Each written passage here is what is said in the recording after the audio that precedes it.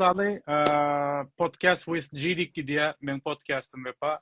Aha. Hep de elimden geldiğince hep de bir yere geçecek olayan. Başlandım şu an Amerika'daki Türkmenlerle başladım. Hı hı. Son Avrupa, Türkiye, Rusya, Türkmenistan'a paçkonku geçme niyetim var. Yani şu an baka Amerika'daki edilen işler, alınıp barılan işler, interesli adamlara kızıklı geliyor. Düşündüm. 10-njy bölümüm hoş geldin täzeden. Özüň hakynda birazjyk aýdyp berseň, sen kim, näme edýän, nirede? Bolar. Ama bunuzda çok sağ olun. Çaklık için. E, Men Vefa, familyam Oral, Marvela Türkmenler Trabzon'da doğdum. Ondan sonra şu yaş yıllar mektepte Türkmenler'de. 20. orta mektep. Ondan sonra Nesibe Çek Bayramallı Türkmen Türk Mektebi'nde okudum. 2001. yılda da Aşgabat'ta Aşgabat Türkmen Türk Üniversitesi'nde iktisadiyet bölümü. Şu an aydayım. Tam o takiyine de gelecek terden. Okay. İktisadiyet bölümünü okudum. Ee, Okudan dürlü işler etmek nasip ettiğin. Men biraz nemem oldu. Kariyeri. Kâr bir hilek ondan ona kân böktü. İntem devam ediyor. Ondan sonra Türkmen ayrılar hani hüneri öğrenmeyi öğrenmeye çok ya bırak olmuyor ki. Biraz dürlü işler etmek nasip etti. Şolar ýaly bankda, ondan Imparatorluğu Amerika'da var. Otayda beraber 3 yıl ýaly tejribe edindim.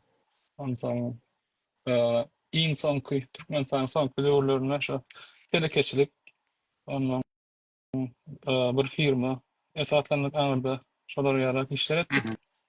Ondan da 2017 ýylda Texas'a geldim. Başkalarım bilen. Şol wagt men başkalarym iş ama 2017'de Texas'a geldik. Son 19. yılda ortalarına değer New Jersey tarafına göçtük. Ondan iş sebepten göçtük da. Şolar yarak gıyfası ödüm araysam. Başka da neymet oralar orta. Cevaplamaya çalışalım. Sorvatın ödüm zorlap hiç ilek başka dille söz varmayacak kolyant. Şunun için arasında Ya arasında yani yok. arasında koştuğum ötünç soruyan dinleyicilerden birimizden ikinciden hem arasında edip täňýän sebebi şonu gözleýär de beýle. Bende. Berde kawaty bolýar suçu şoň ýaly. Meselem İngilizce kawaty kesrek galýa. Ondan taktikamız näme bizim? Men İngilizce men 4-nji dilim bolan üçin biraz näme diýän ama adam o üç dil bilýärmi basylýar da bilýär. En son diýen adamlary. Meselem 5 dil bilýän bolsaň, iminde bir dilde lawuzly gürlemek ýaman kyn da. Yani şoň üçin arasında kawaty Rusça, kawaty İngilizce, kawaty Türkçe goşulýar. Men tarapymda problema ýok. Adamlara eleştirer öýdemek. Ýöne elimizden geldigiçe, конечно, Türkçe, Türkmençe gepleşek bolar. Türkmenlerle gepleşek bolaly. Ondan Mehmet özlerimiz yitirmeyecek bolar. Конечно. Kulturamyzy, däpde surlarymyzy, bäde de çağlarymyzy hem gorajak bolýas. Tanslarymyzy, asabyna men özüm üçin aýdaýyn. Seattle'da bir zat bolsa bir bugün meselem Gazaklaryň Nowruz belleýärler, oglum bilen palaw tansy oynamakçy bugün şotaýda. Şoňa tejribe edip, şoňa praktik edip ýördik. Häzir ýene şoňa dowam etmeli. Ýok, men sizi görýän nimelerden. Kän ödme oňarak sosial boldy diýämi? Aktivler olayım. Yine de arasında. Yo, her kimin özüne tarafı var da bir çekýän tarafı neme alýar. Näme lezzet alýan zatlary var. Menem şoňa zatlar etmekden lezzet alýan. Takşda köpürak görýänsiňiz meni. New Jersey'de galdyk. Başda sen nemäňe böldüm. Aýdyp oturan zadany. New Jersey'de galdyk, şo taýdan dowam eder. New Jersey'den soň iş ýagdaýy soft innovasiýa getirjek bolýan tema. Soft innovasiýa getirjek. Okey. Son ýanky beller geçmeýäli şo hüner çalşyklary diýipdinde. Bärde şu Amerikada hasan bir hilek giňden şolar ýaly deňelýän eken adamlaryň arasynda. Sebebi men belli ýaşlardan soň 40-50 ýaşlarda özünün şayat bolýan köp adam öz hünerini çalışýar, başga işlere urup gelýäne. Amerikada şol has diýden nimedilen eken adamlar arasında. Onu edil özde de şolar ýaly golly. Bella geçmeýär men Türkmenistan'a kam işin köp böyle şo bankda ýene de soňky döwürde de şo tehnikalar bilen ýene işleşip ýa-da başga işlerini işleşip bir hile telekeçi ýa-da şon ýaly biznes edýän adam şeklinde bolsa berde hani gele gelmäne bir karar vermek kıyın. Näme iş edeýin, näme edeýin, näme edeýin. Ondan sonra orada da bu IT kursları meşhur bolup başlady. Hı hı. Ondan şu Houston'a kam şolan birine ýazyldym. Ýöne ýazylmakam bir zady görüm göreýin. Bir hile şo taýda bir karar vermeli boldy da özüm üçin. Birinjidena täzeden okumak karar vermeli boldy. Hı. Biz Türkmenistan'la kak Türkmenlerimizin arasında bir hile 30'dan soň 40'tan soň oku diýsen ýaýdanylýar da hakykatdan hem. Mundan soň okuwama ýa-da neme diýär, 40'tan soň dutar öğrenip göründe çaljakmy diýär. Şolar ýarak düşünjeler barmy biz aňyrdan gelemezsen täze. Soň berde kak gele gelmäne şo dokumentler ýeneler el alyp düzelýän çağlarda mektebe da ýem ýadyllyk ýa çağlaryň mektep üçin dokument nimesi soranoklar berde ýa-da Hı bermeli. hı. Ondan soň arada bir az bir boşluk boldy. Ondan öýdäkler niýdik, şu boşlugy boş ýatmalydy. Gel bidem olar edeli. İngilizce, öňden bady İngilizce, mektepden, Hı üniversiteden. hı. Ýöne şoň bir üstüniň tozanyny kakaly. Gel Evet. kursa ödellip, bir kursa ýazyldyk. Şo Houston'a kak. Olam üýtüş tölegem ýok kursum şu nemen şu nime häkimlik diýen ýaly berde. Şu häkimligiň berýän kursy raýatlara arzan nimesinde. Sonra gittik golün bardık. İyi yaş okuwçy biz. Hı hı. Her kim her yerden gelip türlü yurtlardan Orsiyetten gelen we ýa Filipin'e gelen we her yerden gelen we arasında men nime diýdim ok, çişirem ok. İyi yaşy biz. Özüm şu 33 ýaşynda döýdüm. 33 çocuk. Ondan iyi yaşy biz. Moğollar 60-70 ýaşly. Bak. Hatta arasında 80 ýaşly bady. Ondan soň şolar ýalak birden bir hile edil beýnine urlan ýalak boldy. Hı. Diýdim, bilmeýän pikir etmeýär diýdim, bir millet diýdim, innin neçe öğrenjek bolýar, olaň neçeden köpüsiniňki täze gelen üçin ýa-da öňden nemesi bolman üçin o zat agyr bolýar, kynma. Yok da Onu ben aýtdym, İngilizceleri. İngilizce'de ýok ýa-da diýünen ýok, ýa-da has az derejede.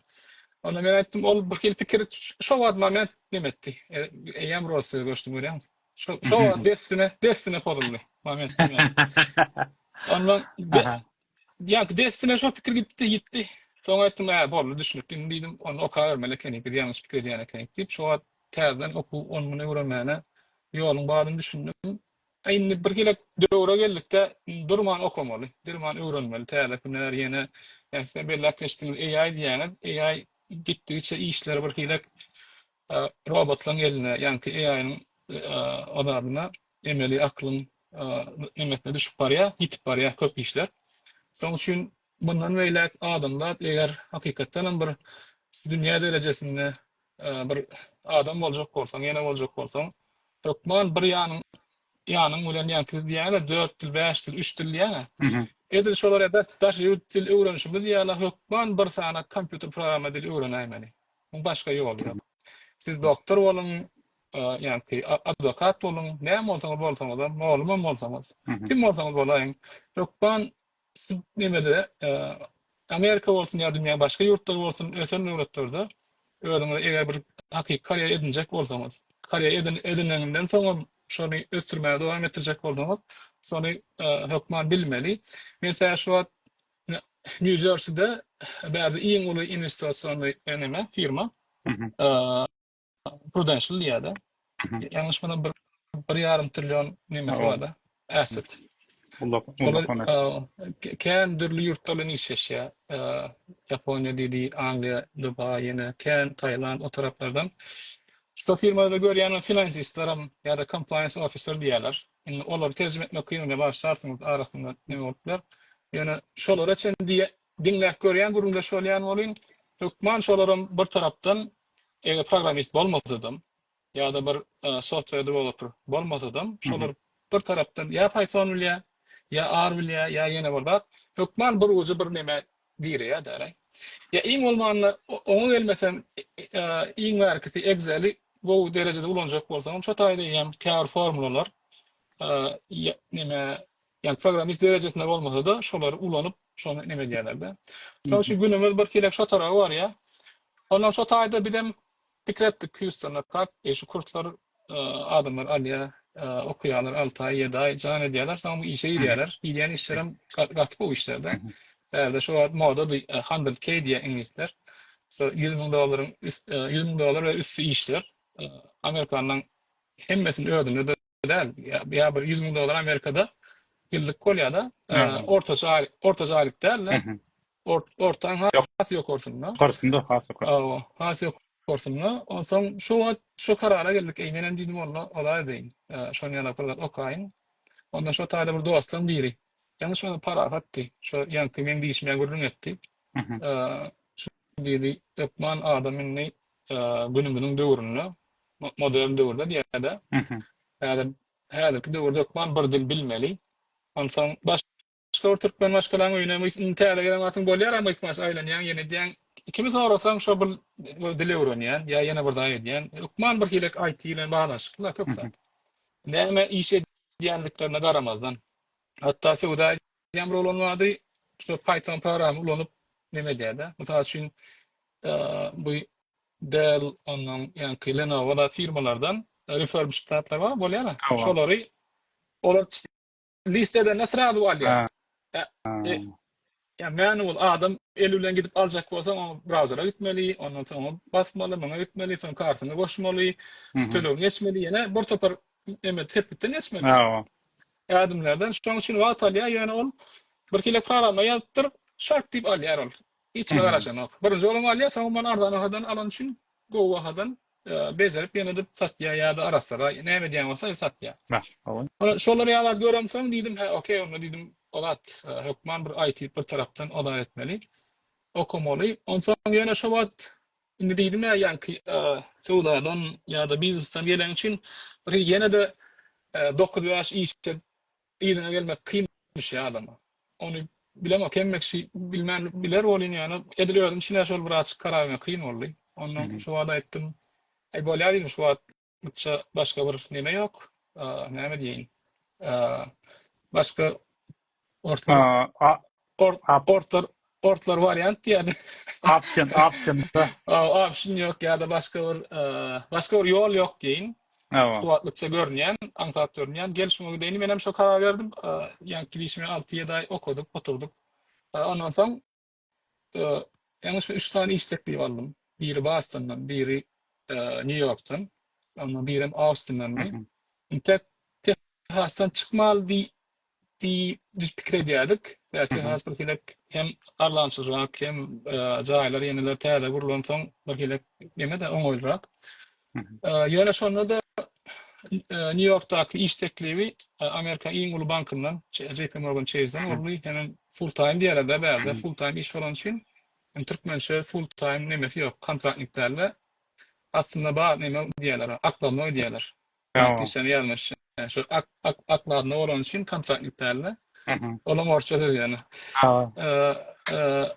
Ondan şu tarapdan bir hilek olat boldy. Hem men öň banklarda kän işledim. İçinde näme bolýan, näme etdiň, näme de bolsa, edil programist gözlem bolmasam, ýanky biznes tarapdan näme bolup bitýäni göz ýetirem tam. Şoň üçin men hat pikir etdim. Şeýden New York'a göçdük-de, bärik çağlar bilen. Şolar ýaly, ana 3 ýyl ýaly şo taýda içedim. Ýani şol wagtyň ödünde, ýanky indi şu IT başlamadan, şu işe başlamadan öňme neme diýende,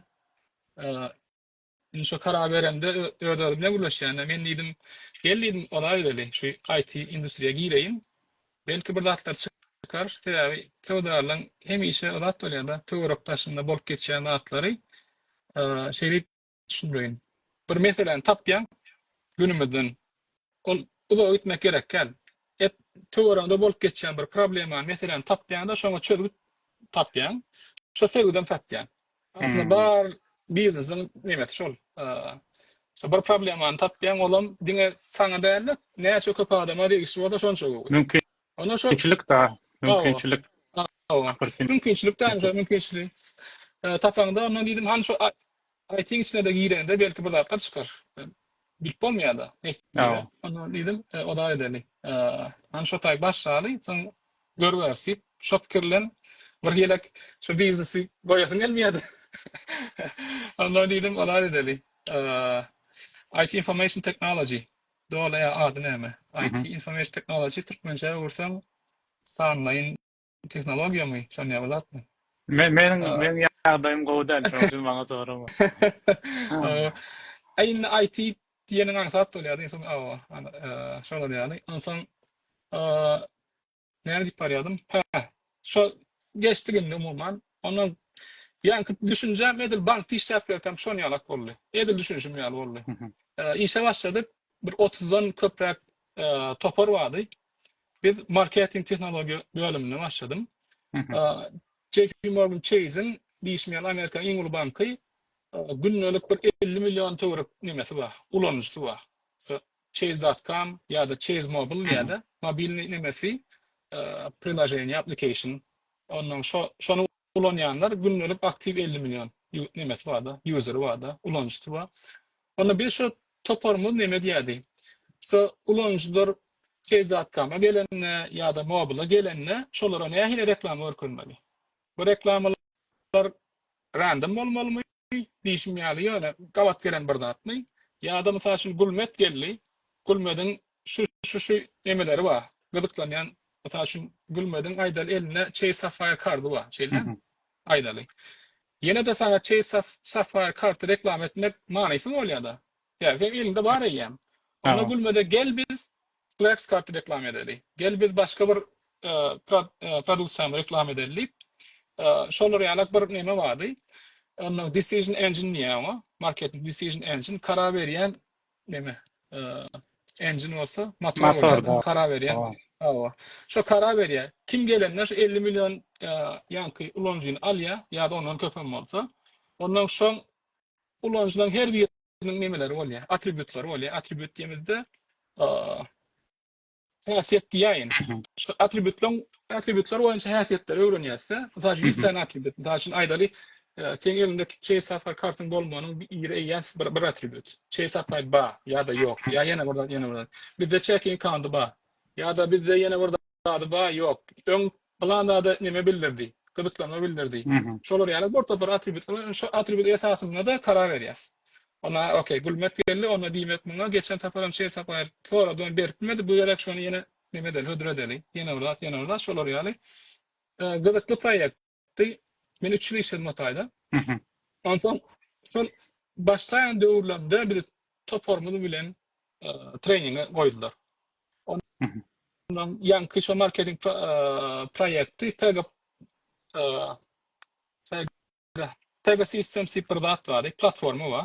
Salesforce'a ýaman meňzeýär. Ýöne olan odady fokusy marketing üstünde. CRM däller, marketing üstünde. Häzir Salesforce ýanky CRM sistemany dek geçert ýöne ondan aýdanda şoňa meňzeýär. Ondan trainingde kam ine developerlar we hindi olanlar 20 ýylyň üstünde IT içinde hakikaten tejribeleri ýeneleyip ondan bu ýaman diversity. Her döwlet millet. Men başladım Hatay'da, on Mehmet İrlandiyalı. Ama başka olamadı Hispanik neme tarafında, Honduras yanlış matam. Ondan bir näçe hindi işgärler ýeneler. Ondan Kanadalı biri vardı. Garat ýaman bir hilek renkli bir neme topardy. Amerika edýän şo zat da. Amerika edýän diversity hakiki. Ondan şo şeýdi neme demede ýanky trainingde biz olar etdiler. So Pega platformanyň üstünde Roadside Assistance App diye. İngilizce etmeden bolma başlarsınız. Roadside Assistance App bolanna, misal üçin siz sürücü ýolda galyňyz. Maşyny döwleýär bir zat boldy. Berde şu Roadside Assistant diýerler, kömek. Size neme gerek? Tow gerek. Tow gelenler şu maşyny ýükläp gitmeli. Näme diýerler? Şo ýanda ýok. Maşyny ýükläp gitmeli, hyzmat ýerine ýa ýene bol ýerlere. Şolar ýaly bir sistema gurnadyk. Ondan şu sistemada da oda attım. Misal üçin müşteri e-mail yapıp bilir, telefon edip bilir, SMS uğradıp bilir, ya yine şu dürlü kanallardan geliyor.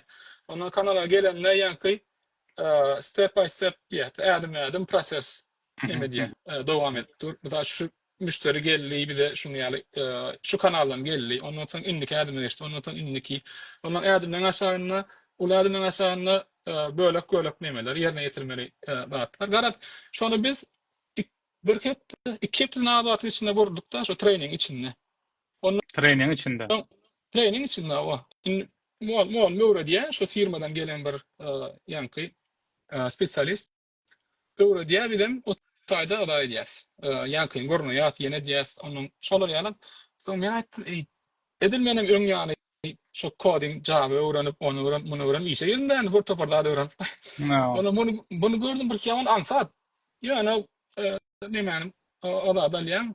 Yak mouse myşkan alýan onun oňa çekýän, bundan oňa çekýän, oňa o da edýän garat bir UI içinde bilip durdy ansatşyk.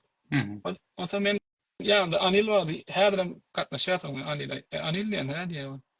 Sen diýen stand up diye değil stand up diye biz iyiden var bir uğraşlarda var biz anırda. Lukmanlarda ol ya. 2 minut diyorlar. 5 minut meeting iyiden. Sonra menleş IT'de de şu daily stand up diyorlar. Şu daily stand up'ta tenayden eynen onu ettim deyip diyen çişip gurlayan onu ne bari diyenim şunu diyen ben. Ansatçı eken ýagny. Bari diyenim şunu diyen hava tuttun diye. Sen de mi tuttun diyor. Ondan ben diýmek diýdim IT'de 100 000 üstüne aýlyk alyp diýdim. Ahat aňsatra işlem edip işe ýerip bolsa ekeni. Şu düşünje döret kellede. Men o Pegana bilenmok, Salesforce'dan bilenmok, Salesforce arada bootcamp hem hiç adam yok. Soň bu inni olara ýa-da Pega System we Salesforce we ýa-da başga da ýene platformlar bar. PaaS ýa-da SaaS platformlar diýerler. Service software as a service ýa-da platform as a service diýip geçýär. So platformaların içinden gözlep başladım. Haýsy iňaňsat, haýsy has ýörgünli, haýsyna has köp neme işler talap bolýar, ýene bolýar diýip. Şonu öýdümse bir açyk bir olay etdim-de, research gözlem uğruna çıktım. Ondan garşymda Salesforce çykdy. Salesforce has aňsat, has täbi, mesela şu Pega marketing tool için chase ýalňyş bilmem $20 milyon төлýärdi bir ýyllyk. Soňra Cloud Lonan için şolan täbi hemme adam ýa decision engine bizim chase'in ödünü derler Pega Cloud'unu ýaşaýar. Ondan şu Cloud'da ýaşaýan için şu taýda ýem neme rent tölemeli, kärine tölemeli. Şoň nemeler bolýan için. Ondan garap şu sebäplerden gymmat hemme kişi el ýetirip bilen ok. Şoň üçin Pega developer go aýly malýalar ýöne ýaman az miktarda. Mesela ondan gördüm şu Salesforce'un üstüne çıktık. Salesforce diyemedi. Dünyadaki iň öňde barjy CRM platformy. CRM diýsem Customer Relationship Management adı İngilizcesi. Müşteriler bilen araşdyrmagy manage etme ýa-da şonu näildiň oturşdurmak diýilmi ýa-da bir kilek odatda management tarapy garap. İşletmek diýsem ýa-da bizde üniversitede işletme diýerler adada. Management urna, management. Solar ýa-da bir sistema ýaman programming diýe UI üstünde köp da edip bolýar. Salesforce admin, Salesforce developer diýip iki tane dörli işlek hünärleri bar. Admin ýa-da hiç ýylak kod ellemän diňe şu konfigurasiýa bilen, ýa-ni içiniň konfigurasiýasyny çalşmak bilen ýerine ýetirýär köp taýdy. Hem UI'da, UI diýemizde öň tarapy, ýa-ni software'in ýa-da application'ın näme diýseniz. Onun hem arka tarafta da kavrayan, mesela kavr ruhsatlar berýär, kavr ruhsatlar aýrýar. Mesela şu külmet ýete şunu görsün diye, mesela şu web aýyrda bunu görmesin diye ýene bolar. Şoda ýa bir tabaka arasy edip iş edýär, söýse administrator. Ondan soň söýse developer. Söýse developer diýende ýa bir açyk işin içine kod girýär. Kod girýär, onun kod arkaly mesela şu ýa konfigurasiýany edip bolmajak zatlary has bir açyk näildiňem haçyrsyn raktatlary ýa kod arkaly ýerine ýetirýär. Şeýdi ondan ýalňyş 2020 soň dekabrna öýdän. So kursa başladyk. Salesforce'un kursuna. Gittik fikirlendik başladık mı başlamadık mı? Onun önünde deyim Southern Navas başlattı. Southern Navas bu ben Southern iki etaplarımızın biri. Hı hı. 2019'da biz başladık. İlki bir üniversiteden partnership şeklinde partner olup başladık. Ondan sonra öğrenimiz yola devam ettik. Başta kursumuz o QA Automation testing isimledi. Ondan sonra Learn Stack deyip yani ki duruşuna neme var ya da software'de frontend, bir backend deyip neme var da düşünce var Hı da. hı. Application'ın ön tarafı, bir arka tarafı. Arka tarafının şu database'ler, yeniler var ya. Hı Onun hı. önüne de yani şu frontend nemeler, teknolojiler. So JavaScript bilen hem frontend hem backend'i yazıp olacak bir programı açtık. Learn Stack deyip. Hı hı. So Learn Stack bilen devam ettik. O tarihten okuyuşlar devam ettik. Ahirinde de 2020'de Salesforce'u başladığımızda hiç bootcamp'i yoktu Salesforce'un. Salesforce'un ardına meşten adı. Esasen ama şu bilin community'de de arayın. Türkmen Ben olsun. 22'de yaşadım da. 22. yılda Salesforce yaşadım. Şolar yerler. 20'nin ayağına biz başlattık şu programı. Birinci pilot gruppa bir pilot toporunu uğrattık. Pilot toporda bir yanlış mı 10 adam daha adamlık. 10 adam aldık. 2 ay, 2 ay okuttuk. Bunları interview tayinlap uğrattık. Hemen işe girdi. Bir ay Ha. almaşkalar girip biz olan öz şahsi sebepleri var. Başka. Yani şu tayda markete çıkan hem mekti işe girdi. Onlar dedik okey, bol ya. Biz onunla bir program edip biliyoruz. Öğretmene de gücüm yetken ekeni. Mesela birinci pilotu intekbit hiç mi aytman, yani business secret diye de Aha. şekline alıp bardık. Öz gizli emeğinin içinde. Ondan sonra göz yetiremizden sonra okey, bu işi bir edip biliyen ekeni tamamını bir nemedeli. Devam edeli. İnni halka açalı. Hı Yani hı. adamlar çağırlar. Elimizde nemeler var yani. Misallar vardı. Yani taş planı oku 50 işe girdi. Şunu yerlip. So 9'un yerleşen tamam başladık bir ona. Batch 1, batch 2, 3, 4, batch 6 şu an eğen bilen o sahne yanına çıktı. 30'dan çıktı yani. Hmm. Şunlar yani bir fikirlen başladık. Go oldu. Birinci başlamanın çalışmanın tarafları oldu. Kıynak oldu. Tedavi, materyal elimizde yeterlik değil. Köp daha yolu öğrendik. Birinci pilottaki ola hasan wisk oldu. Sonuçlar hat uğra ettik. Tedavi köp daha öğrenmeli. Vaat yetenek. Yine Hı değil. hı. İnsan yanlışman 7-8 aya çıktı. Ondan sonra saat bir hile bizim Soğut Innovasyon komandasının aray. Bizim toparımızı güçlendirdik. Hı hı. Onlara trainingler alırdık. Dürlü lisenler alırdık, sertifikatlar alırdık. Onun platformamızın ödünü go utuşturduk. O tayda birazcık has dinamik şekilde soktukların. Yani bir statik derler. Hı hı. Yine arasından sadece video işçaptır arasında saklı ya. Tenen soru ya. İşte ne mi diyecek oldu? Şulan haysi da deyip ona devam et ya. Yine bir dinlerim. Sonra ya interaktif hale getirdik de. Şolar kendi iş ettik mükadiyen. Hı hı. Şu yılların devamında. Ondan sort değil de şu saat inovasyon alttan iyi olsun. Şu neme tarafından da. Şu hakikaten şunları öğrettiler. Nemelerim yankı komandatındaki muallimler olsun, administratörler olsun, adminler olsun, hem mesela işini bilen adamlar yine şolar yalak bir nemeler geldi. Feedbackler diye de Hı hı. zat tarafından. Ondan öğren bir hilek zat oldu. Dedi şartlandırdı. Suat umuman küçük toparlar şeklinde devam edeceğiz. Şimdi önkler yalak ulu toparlar da küçük gibri şeklinde devam edeceğiz. Salesforce. Doğrusu edil şu atki IT endüstriyesinde şurada bizim baştan devurlamıdaki alı bir neme yok. Goluk yok. Yani olmayana neme dip köden. Bu atlayınca burada. Yine iyi nereden şu AI'yan bolup biler mi abi?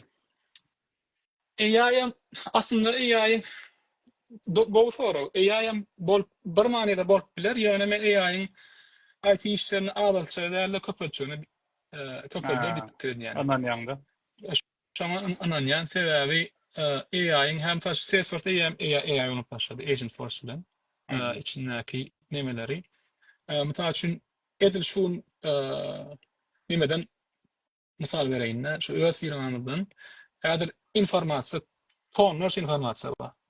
Hı hı. Ön gurulan bor topar reportlar, dashboardlar, yeneler bir müşteri var ay edil atı girdiğin iskinemeler olmasa köp zady EM kampanyalar bilýär. Ýöne indi şolan üçin näme alyp çykmaly? Onça informasiýa bir näme edersin? Näde ulanmaly? Şoň soragyň jogaby EI'da. Debe siz näçe sales agent koysaňyzam, näme etseňizem adamyň bir işläp biljek, proses edip biljek nemesi informasiýadan çäkli adam çäkli bilýär. Ya tek saat işläp bilýän bir dowamyny, onu çok işläp bolmaly. Aýdaly. Şeýle tek saatyň içinde de siz bir firma edip 2, 3, 5 ondan köp bolsa ýa köp bolýar. Şoň üçin AI bilen bir näme çek bolýar? Iň soňky nemeden biri bir firma alamyzda satış nemelenmede, agentlenmede bir firmany alyp bir de şunu summarize edip ber. Şundan näme iň top meetingde näme bolupdyr, şo meetinglerde nämeler gürleşipdir, ondan şuly näde iň soňky satış opportunityni satışa görmeli. CRM'nin o maksady şol. Bir opportunity we mümkinçilik we şonu näde satışa görmeli. Bar nemeň bolup geçýän näme şol. Şo aradaky adamlarda informasiýalar, ýa-ni reportlar ýene-de bur toparda şo hat bir awtomatlaşdyrdyryp hat bir illaki informasiýany bizim öýle işlerlemede ýa-da firmanyň öýle işlerlerine hat ýeňil şekilde näde ulanyp biler şoňa kelle döýýärler we bu soraň jogaby dürli industriýede has ütleşipdir. Problemler ýa ütleşik.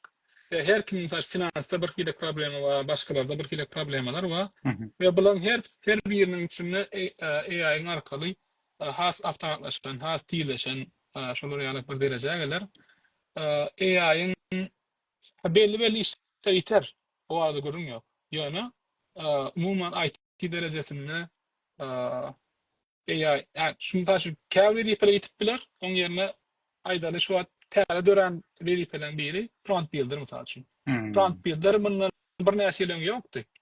Prompt builder diýende ine siz ChatGPT ulanýarda. Belli promptlar berýär-de. Men şunu isleýän komandalar. Komandalar berýär. Taşyn men diýen ten maňaşylat bir tejribeli marketing specialist ýalak bolup hereket et. Ve maňa şu soragyň jogabyny ber. Selam. Son öz dilin bilen hem aýdyp bilersiňiz. Ýöne şu dogry promptlar berseňiz hat gowy netije bolýar. AI'dan. AI hem emeli dekinne emeli akıl edil adam ýaly. Diýen zadyny adam ýaprasa edip bilmeýär. Elindäki datalara ýenelere seredip şoňa görä aýdýar. Sen niýetini bilmeýärdi. Sen niýetini bilen ok. Sen niýetini ýa-da ýüzündäki näme düşünüp bilmeýärdi. Şoň üçin şu promptlar alkar etsen has gowy netije bolýar. Şoň üçin ýa prompt builder diýip bir näme çykyp oturýar. Prompt builder, käwr firmalar ýa prompt builderler ýeneler iş alýarlar. Şoň üçin AI ýanky diýişimde geleli ýene-de birinciden eger siz dünýä derejesinde ýokary derejesi bir boljak bolsa hukman bir dili öwrenmeli. Olam mysal AI gelemide Python şu birinci dili şu Python. Şahsy ýolundan birinci öwrenen dilim Python bolup, ýalňyş etdim. Birinci Pascal bolupdy 1997-nji ýylda. Pascal iki tane komanda ýalman öwrendim, bar öwrenmiş ol. Ýene-de birinci şol. Şu wagtdan gelýär ekende sendäki ol neme? Programistlik. Şu muallym aýdypdy, "Näme sen kompýutere giden diýip meni ipirkeli kompýuter diýse bizde şu kompýuter döwürse bejerýän adam ýa göden gelýär şu wagtda." Dogry. Ondan şol ýalak köp biler şeýle diýýär. Aýlyklar Amerikan gowy däl o diýen bir soňky döwür açyp ötdüler. Ondan ikinji dil bolýar. Amerikan birinji dilim şu Python öwrendim. Python öwrenmesem gaty ýeňil. Edil adam bilen gürleşen ýaly. Şunu etip tawşyryp berýän programmadan ýerine etip berýär. Men hökman maslahatlarym ýaşlar bolsun etapanyň ýa-da belli ýaşlardan soň bolsa hökman bir dil öwrenmeli. Mysal üçin bir nimeler aýdýar. Alzheimer'y öňüne almak üçin 40 ýaşyndan soň bir dil öwrenýär hökman, bir ýaşaýy dilini. Mysal şonu bir näme edip bilersiz. Beyni aktif tutmalı da. Beyni aktif tutmalı. Şonu programma dilinin birini taýlap şonu öwrenip bilersiz. men pikirimçe. Şu Python yaman bu başlangıç nokta diýende. Hem aňsat hem gaty güýçli programma Java bilen ýa-da başga diller bilen etjekli adamy bir näçe adımda etmeli, ýerine etmeli işini Python'da göni bir komandan üstünden ýa-da bir metodun üstünden edip bolýar. Hem AI'da ýanky Python'un ýeri gaty uly, diňden bolýar. Şoň üçin solar ýaly. Nerede öğrenip bolýarmy? Bu wagt internetde ýyrsang bilgi informasiýa gatken. Özüňem samastaýaçyny öğrenip bolýar diýäňde. Öğrenip bolýar. Hatta birinji bu nemeden öňürti şonu etmeme maksatdyr. Mesela şu bootcamp 6 aylyk programa ýazyljaň öňümden aýdal Coursera git, öýdüm şey etdim men. İlki şu 6 aylyk programa ýazylmadan Coursera gittim. Bir Python programany aldım, ýazyldım Michigan Üniversiteden. Öýdüm bir $50 bahasy bardy. Öwrendim. Öýdüm şu otayda ýan aýdýa ýa-da Udemy'de we $10 da bar. Ýa-da Moot öwredýänlere mesela şu Khan Academy, onu code.org Moot nemeler. Bulary belki kommentada ýazdylar ileride. Moot öwredýänlerim bar. Otaylardan öwrenip belli bir derejäge getirenden soň onuň üstüne gurmak hasan zat bolýar. Düşündüm. Evet, öwrenip işe girip bolarmy? Bolup biler. Ýöne iň bolmanda şu bootcamp ýa-da başga bir üniversite programmasy bolsun, ýene bol. Şoň üstünden arkaly gitjek bolsun, öňünden bir oturup bir öwrenip gidip, mene şey diýip gidýänler. Sebebi bir daha ikinji gezek eýen gaýtalap öwrenmek has beýne nime bolýar, aňsat bolýar. Özleşdirmeni aňsatlaşdyrýar. Doğru düşünüyorum. Solar ýaly, eýäm işler diýişmýäli, testany görýäňiz, öýle geçipdir. Knopkany sen adresi berýän, gitjek ýerine äkidýär. Halatda menden oturýar. Telefona uýman ýa-ýene burda ýalňyşan, ünsün ýoluna on ýalak däl. O telefonum ýok, elimde iş adam ýok, diňe ýol bilen. Şoň üçin hakykatdan olar men şoň üçin ýa-da birer şol işlerden tır sürmek ýa-ýene bir ýa Uber sürmek. Beýle pul maşga deklap berenme, pul gadan ýanama. Men hiç kim edýän dähmedine odaýdam ýok. Ýöne eger sizin näýlisem üniversitede torduňyz ýa belli işler etdiňiz, ondan soň ol işler etmek bolan bolar ýöne has bir iki wagtda iş etseňiz bu bolam ka diýenler. Ya doğru. Koşulýan. Men fikrimçe Türkmenler sany köpetmeliler, şolar ýaly firmalarda Fortune 500 diýerim mesela şunu. Şoň içinde näçe köp Türkmen goýup bildik şonça öz peýdamyda. Hem ýaşlara bir göreldi. Hem özümizem entek diýişmýäli şu 60-70 ýaşlan ýaňy ýörjen var dil öwrenjek bolup oturmuş. Men şaýat dolunda. Şoň üçin öwrenmem ýaşy ýok. Ol 40-dan tutar onu näme olam bilemek ýalňyş bolýar. Ya öňkü döwürde bolupdylar. Günümizde ýetkeýär bizim iň uly minusumuz şu atam şoň ýaly 40 ýaşyna ýetdim utanan 60 sözi 40 ýaşy уже bir ограничение getiripdir da bir limit getiripdir. 40 ýaşyna gelen adam doğum tahyýasyny geyip gapdylda oturmaly pikiri bar. Oňa zat ýok, ýani öňden galan bir nemeni onu döwmek gerek. Çünkü men geçenem aýdýanda milliarder olan adamlaryň paşty 85% 40-dan soň, paşty 50-den hem soň köpsi millioner bolýarlar ýa-da milliarder bolýarlar. 40'ta adamı limit edip şo utanamak mı 40 yaşından soň bu utana okuwa makap bersen görme gerekmi sözleri уже onu dövmeli ýa-da dutar meselesi ýaly. Son dövüp bilsek o yani şuna maýyp geçen ýani seňem belirtişiň ýaly diýjek aýdyşyň ýaly bizim bellek geçişiň ýaly sag bol. Bu Musa Yusuf mu meni görse o kayar var. Musa Fırat menem görýän gaty berekellah diýen gaty gowy işler edýär. Bizim hem asıl berde men meselem şutaýda programmalary edişimiň sebäbiniň iň ulusy türkmenlere yol görkezmek, türkmenleriň bir ýere gelmegi men şahsyma men öz diýişini özüm gaty begenýär. Türkmen şutaýda şu açylış edipdir, NASA'da şeýle edipdir, şeýle programma ýazypdyr, AI bilen neme edipdir, robot ýasapdyr. Men buýsanýan, çynym bilen buýsanýan da. Şoň Peki. üçin bizim ýa senem diýişiň ýaly asyl ýol görkezip başda ýaşlara, soňam kanyşda 40'tan soňra 40'tan geçenlere de var. İki tarafa da ýol görkezýär. Ve başlarda 2-3'ten sonra bolupdyr gaty senem wagtyňy almaýyn. Okey. Şu soraglary bir soraýyn. Birinci soru kompýuter programmistligi ýa-da AI halamayan adamlara ilk haýsy kurs maslahat berýäňiz diýipdir. Halam ýana onu bara Ya, şular ýalak bolup bir tejribemizde. mhm, Men kod etmeni gorkkan, halam var nöýteni gelen okuwçylar. Men näde bizim 6 ay param öňete Salesforce'da. mhm, Esasy nemesi, esasy programmam 6 ay, 2 ay şoň admin bölegi, 4 aýam ýani programmирование, kod ýene protokol. mhm, Şolar ýaly edemizde men pikirimçe diýen öýler gelenler okuwçylara 2 ay ýaşa böle alyp diýe men kodken halam ýok diýe, şunu eder öýdem ýok diýe. mhm, Seýdik gelenlerden eýem kod edip başlandan soň has ikinji böle halany ýüze çykdy. mhm.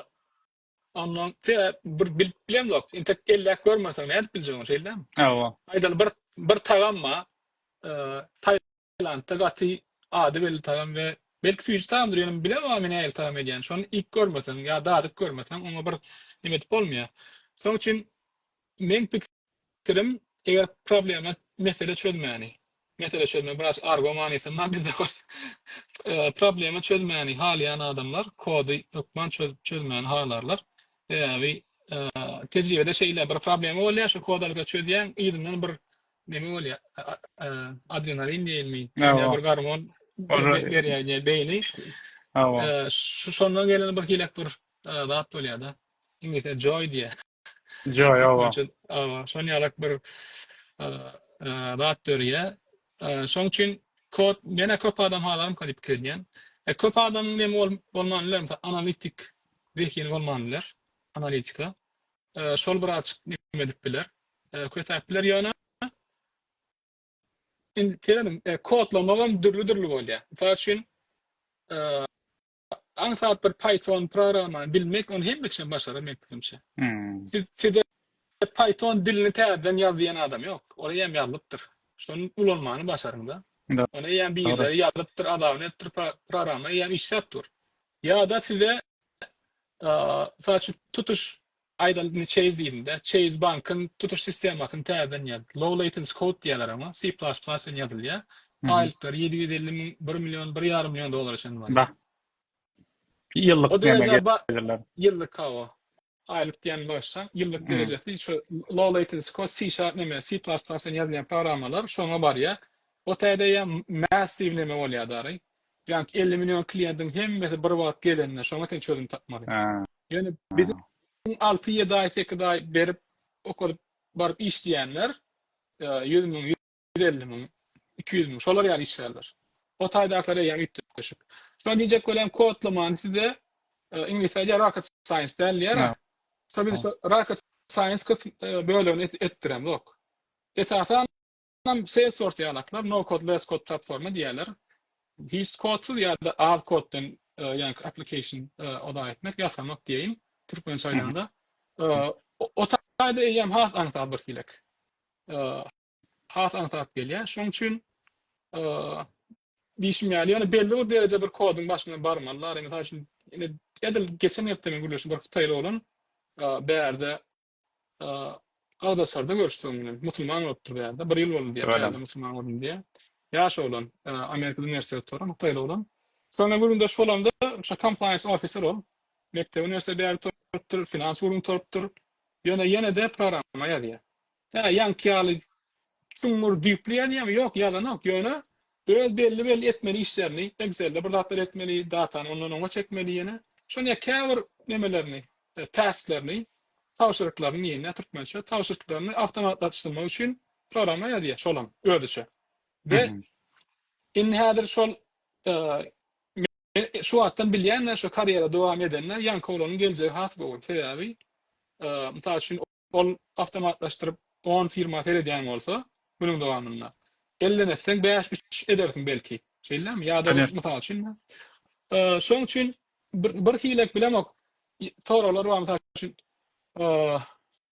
medical bölüme salp bolarmy? Men pikirji hemme bölüme salp bolar. Mesela üçin siz aýdal advokat boldunuz, şeýlemi?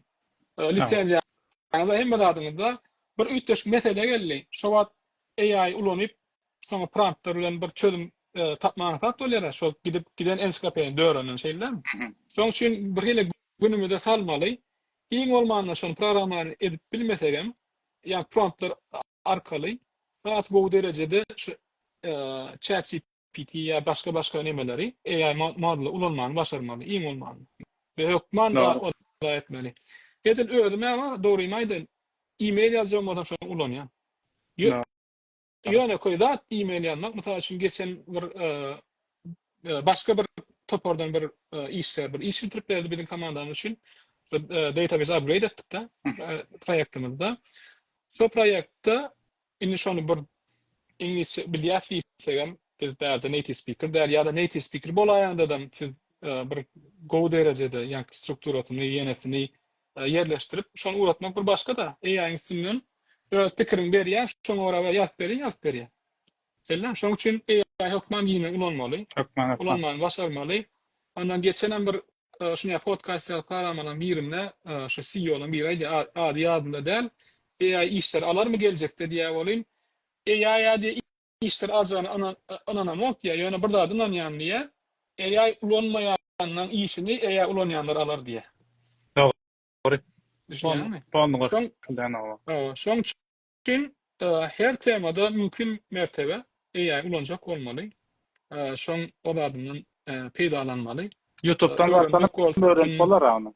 YouTube'dan YouTube'dan öğrenip bolar, her ýerden öğrenip bolar. Prompt builder kıymetler aňsat gitdiçeden AI ösüp barýar. Şoň üçin ala etmeli. Popülerni bolar da prompt builder. Awa. Ýöne men maksadym bir AI soraw üçin men bir kändir dogry adam däl. Yok. Man badyr bizim fikirlerim değerli bizim için. Bizim ýaşlaryň içinde ýa-da ýaşlaşanyň içinde AI bilen has bir hiç cumhur işleşýän türkmen olanlarymyz bar. Amerikada ýa-da başga ýurtlarda. So AI üçin göni bir podcast bermeýän men maksat berip bilerim. Hatta özüm gatnaşyp kär soramak mümkinçiligim bolar. Ýa umumy aýdymyzda soýanky Musa ady yaşında geçen bir boş bir ütür, boş bir aýdýa 9 asr berdi diýe ýatyp uklap doýmadymy diýär. Indi bir manif naýdanda sözmese emeden ok. So biz bir kilek 9 asr berdi ýatypda. Doğru diýär. AI ýene zat diýilýär, mesela AI'ň düýü aslında algoritm. Hataydaky deep learning, machine learning şolan backbone ýa-da arka tünkü diýin, oňurwaty şu algoritmadan ýa matematikden üstüne ýatyr. Algoritma düýün tanım algoritmi bizim aslında owadaş bolmaly. Owadaş şu taraplardan, biz taraplardan. Biz tarapdan. Şoň üçin ýaşlara bir kilek bilemok. Näde şol umydy bermeli? Biz şu bolşumyz nime däl? Türkmeni kengel bilemem, mena geliştirip bilemem. Biz öňem üstüne kenik arada şu Musa'nın diýişýäli ýatypdyr. Şonda uyanmaly. Bizim düýümizde, bizim kökümizde bar şol dünýäde bu işler etmek. Yani Allah can nesip etse gowy bolar. Bugünem köp sag bol wagtyň aýyranyň üçin. Gaty peýdaly belgiler boldy. Nesip bolsa ýa-da biz gürleşip oturýak. Aşağıda salam verenlerin hemmesine salam, ve aleyküm salam. Kän adam yazdı, sağ olsunlar. Beýleki temalarda da men Web Awraz'ın nemesini Instagram hasabyny yazarım. Şo taýdanam habarlaşyp bilersiňiz, sorap bilersiňiz. Näme diýe 18-nji asyrda türkmenler has akyldyken bizem oýanmaly biraz kellemizi agyrtsak. Awa nesip bolsa, bizim nämemiz şol. Men sen bilen kontaktyny bersem ýazyşsalar bolarmy Instagram hasabyňy? Ýa, men elimden gelen kömek ederim. Diňe türkmenlerde şu wagt imkan Soğutun sonradan belli geçmedim. Yani Soğutun bilen kendi işlerine getirdik. Kadir biz şeyler deli. Soft innovası indiki gurundeşliği koyul ken yadatmalı. Ondan sonra indiki meselede Indihep Ya şu at. wagtymyz barmy? Indihepde oturup ýene sotina wagtynda dowam etsek şu wagtda indihepden näme etip bilersiz aslında, rezerw etip bilersiz yani. Ya on soğutun o için ben yürüte session bolsun istemem yok. Bırak Aha. Türkler bencil diye. Ya bencillikden değillik zat yok. Ava. Son Eýaýam ya gel gürleşer sene Ava. biraz. Son ya bolsun istemem yine bir iki rahat bilecektim. Şoň arkadan bir näse adama kömek etmek netip etdi. Da bir kilek. Ben ödüm şolar ýalak gowar yani bir ýaşlar uruksa bir şekilde. Doğru emasyn bir kilek beyniň bir tarapy hemişe Türkmen içinde nädip Elon Musk'lary, Mark Zuckerberg'lary ýa-da başgalarını Steve Jobs'tan nädip çykaryp bolar. Şo bir az nime diýen orada sol han bilemem hökman ýaşaýan çykaýmalla. Bire de şonu bir açyk ýol görkezmek düşýän kan diýen. Şonu bilemem bir da etmeli. Nime bolsa o. çözgü da ýok konuya. Şolar ýaldyr. Ama çözgüde adamların özüne de bağlı da. Olar da isleg arzu olsa yol görkezjek adamlar bar. Yeter ki isleg arzuları bolsun. Yeter ki yerinden turup yani Musa'nın diýşi aly uyanmak islesinler, turmak islesinler. Okay. Görkezjek adamlar tapılar nesip. Ben Hawa. şolar ýaly. Çok sağ olun. Sotina sakında da aýratyn bir näme edip bilersiz. Gurrundeşlik geçirip bilersiz. Edilýän işler hakynda bir gysgaça bir gurrundeşlik. Indihepden 6-njy ýa-da bazı addel sen özüň bilen bir näme dersiz, gurlaşyr wagtyny. Mesela da ben demem yok. Adamları buyurup yok. Bolup biler. Onlar hatta näme dedip bilersiz. AI hakynda da belki ýene bir 3-nji mihmandan çağırıp AI hakynda da 3 bolup soň gurlaşyp biler. Onu aramızda gurlaşaly, nähili gowy boljak Bolar. şoňa görä. Olur. Beşikleri duyururuz. Olur. Hani bir yekece ha açtım şu illeşlerden eğer maskalları var olsa ya da bileme inleri vardır kişiler yaşlarları sonra mümkün derecede bir kile olma bilme yani oku mesela yıkkın etseler yekece burada aydık geçecek emem arada. Yani biz 96. yılda yarın aşağı alabilemezsiniz şu doğruda ama birinci Türk mektebi pullu oldu da aylık $20 vallahi. Ana şu at men gecemin alyan aylık ya $50 ya $70. Solar ya burada hatta. Ondan şeyle fikir etsen saat deyip biler de olmalı iş yani. Ezem mesela bir adamın aylığını yartın mektebi eleme kelle yapacak zaten de. Gal verse de yaňvar emeden soň SSR'den soň o wagt bir töleýli mektep pikiri ýok, ýene ýok, hemme mektepler publik ýene. Soň üçin kelle ýapylmajak zat. Ýöne sowat sehel bir ýalňyşyp şo ädilmedik bolsa, soň ben şol türkmenlerde geri bermeliler çöpünçük. Ya doğru. Soň diýjek bolýanym, häziram gawat delýär. Şu Amerikada käme türkmen görýän maşgallalar yeneleri rahat public mekteplerin bolýar, da gysga aýlan, kelti aýlan yerleri bar. Düşünýän kıyın oda etmek ýöne ýene de şoň ýyla gaýtarýan da deňeşlik bolanokda. Olma berilen pul harajat ol gaýta SS bolup ýene gelýär şoň üçin ýaşama diňe uruk tutulaň. Onsoň nesip bolsa bolar. Nesip bolsa. Köp sağ ol Efa. İşlerimde üstünlük. Yine hükmen edeli adamlarım isleýärler. Yine bir reklam ederiz. Aramızda bir maslahatlaşaly. Nähili has peýdaly bolup bolar. Şoňa görä bir podcast ederiz nesip bolsa. Bolar. Köp sağ olun. Görüşeli. İşlerimde üstünlük. Sağ olun. Köp sağ olun. Sağ olun.